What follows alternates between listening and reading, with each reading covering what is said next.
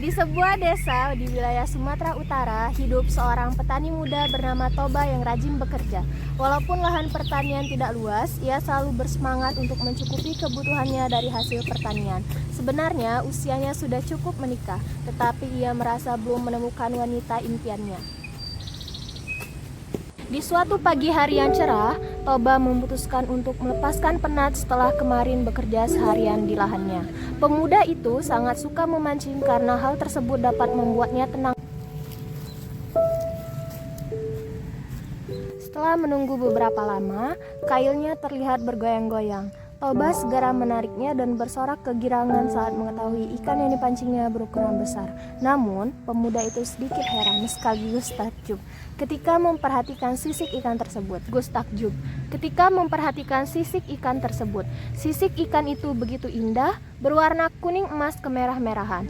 Kedua matanya bulat berkilau memancarkan kilatan yang menakjubkan.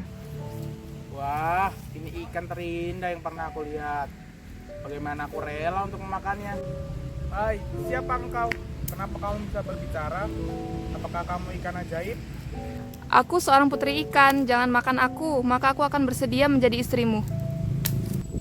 Lalu, ikan tersebut menjatuhkan diri ke tanah dan berubah wujud menjadi seorang gadis yang cantik jelita.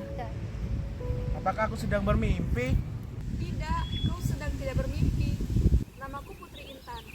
Jika kau tidak memakanku, aku akan menjadi istrimu. Toba yang merasa sangat senang itu pun mengangguk. Ia tak menyangka akan mendapatkan istri secantik Putri Intan. Sebelum menikah, Putri Intan meminta satu syarat pada Toba. Kau harus bersumpah kepadaku.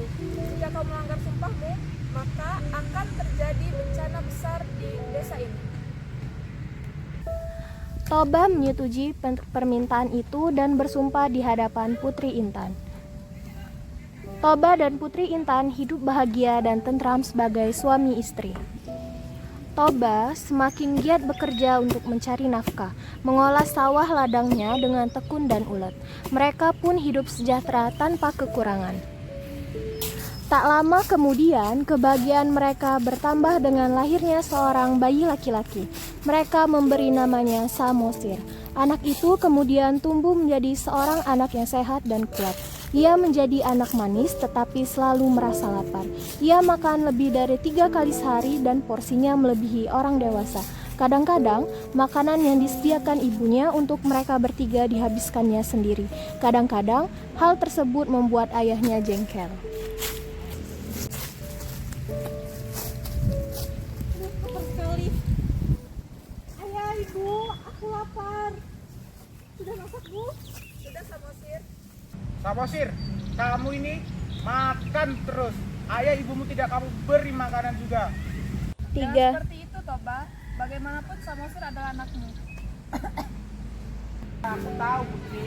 Meskipun aku harus menahan lapar karena tidak ada makanan tersisa yang selalu dihabiskan oleh Samosir. Engkau memang ayah dan suami yang baik, Toba. Aku bangga menjadi istri.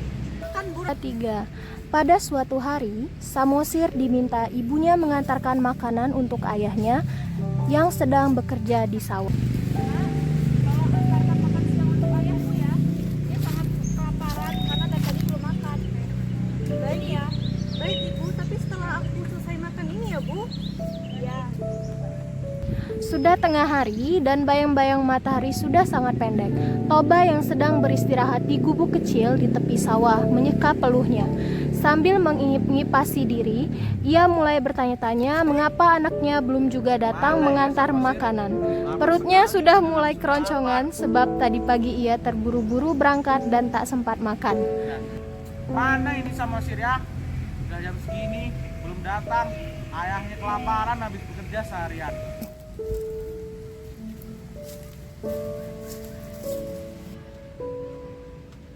Lebih baik bekal ayahku ini aku makan saja. Iya weh.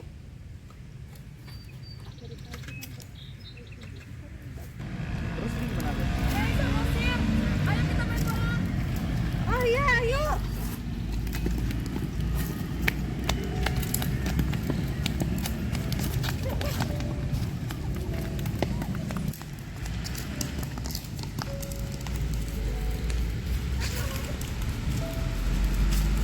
Hei Samosir, sini kau. Iya, ya, ada apa ya? Sekarang kan tidak tahu diri.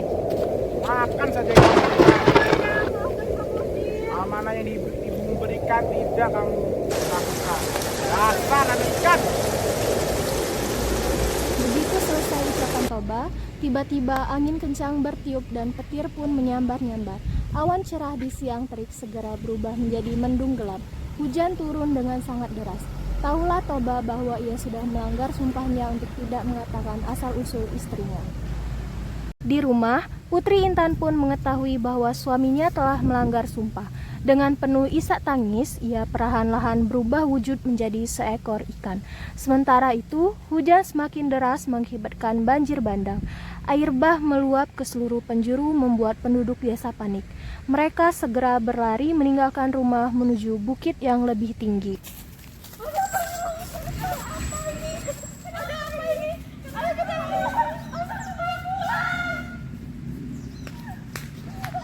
Toba pun menangis mengetahui petaka yang dikatakan istrinya terjadi. Ia tak sempat menyelamatkan diri. Anaknya pun hilang ditelan banjir.